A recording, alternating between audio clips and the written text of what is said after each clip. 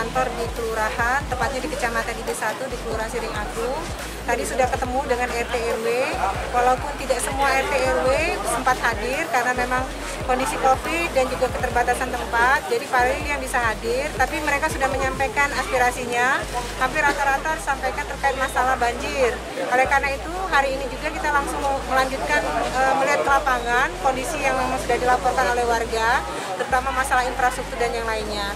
Harapan kita dengan ngantornya kita, Wakil Wali Kota Palembang, ke beberapa kecamatan di kelurahan, betul-betul bisa menyerap aspirasi dan juga menyelesaikan beberapa persoalan.